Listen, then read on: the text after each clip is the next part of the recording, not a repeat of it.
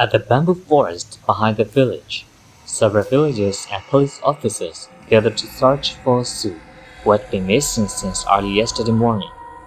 From witness accounts, they learned that Sue had left home in the morning to bring a lunchbox to her father at the farm, which was not far from the village. After delivering the bhoot, she started her journey back home, but no one saw her return to the village. The police began investigating the path she had taken, found bicycle tracks leading deep into the bamboo forest. They followed the tracks until they suddenly stopped, and at the spot where the trail ended, there were signs of something being buried.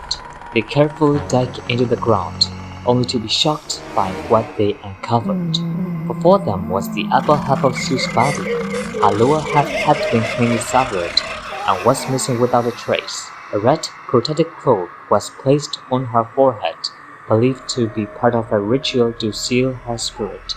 News of Sue's brutal murder spread throughout the village, leaving everyone in shock. Villagers speculated on who could have committed such a horrific crime and where her lower half had gone. Some believed it was part of a black magic ritual by an evil sorcerer, while others suspected her own father of murdering his daughter.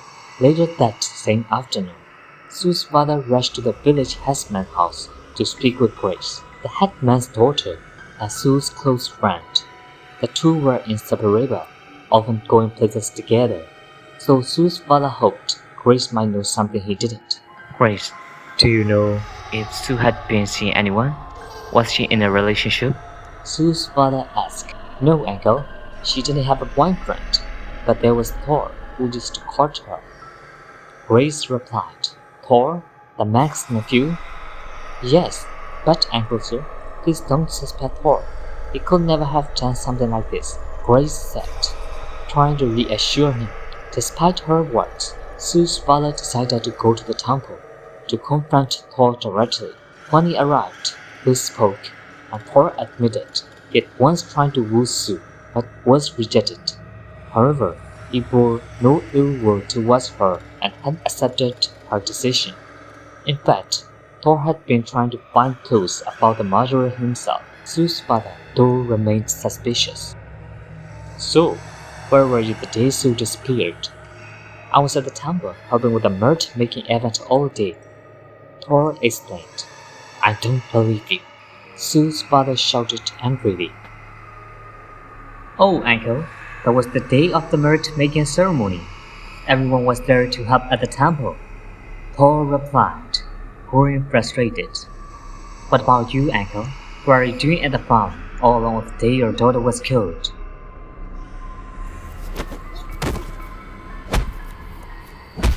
Enough, said the Mac, stepping in to mediate.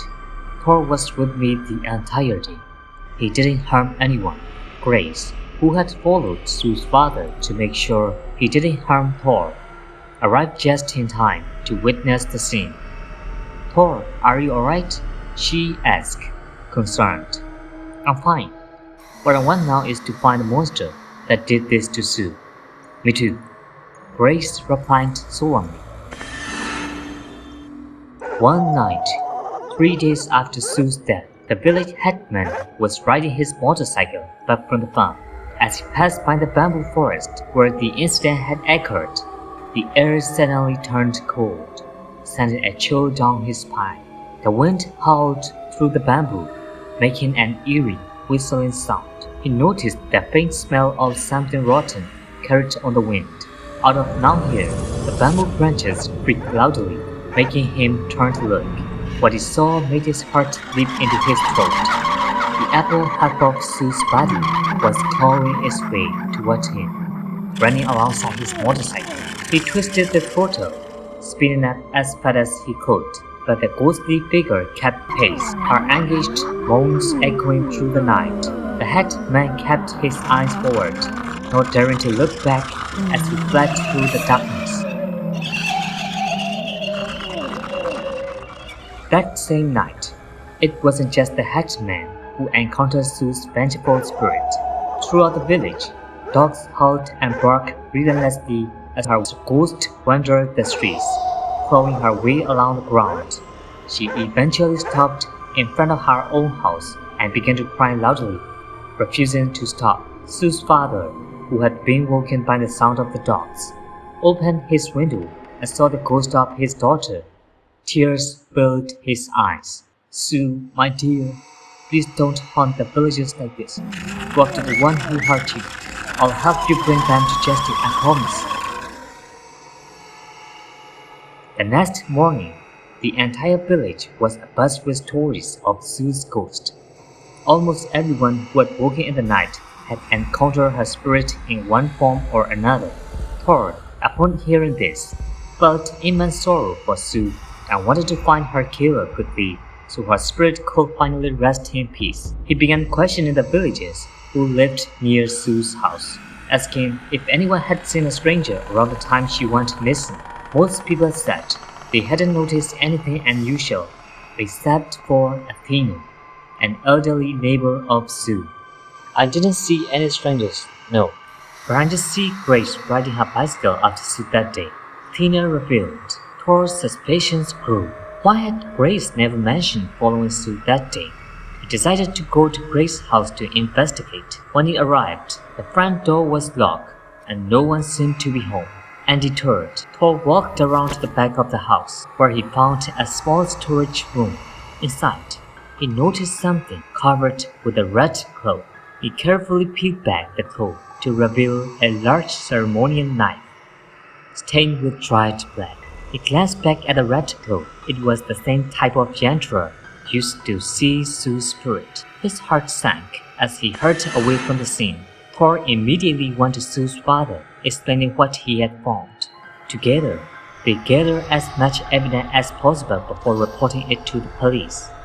"No one is allowed to search my house. My daughter didn't kill anyone," Grace's father shouted as the police arrived to investigate. "If you are innocent, you have nothing to hide," Thor replied calmly. "Or is there something you don't want us to find?"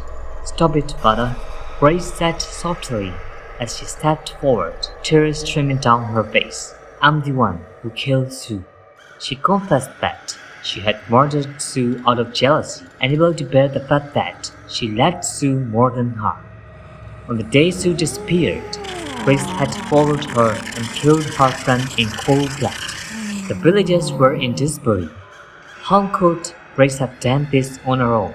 After further questioning, it was revealed that Grace's father had helped cover up the murder, burying Sue's body and destroying the evidence. He had separated her body into two parts, burying the lower half at the family's farm and using the yantra to seal her spirit, hoping to stop her from hunting his daughter.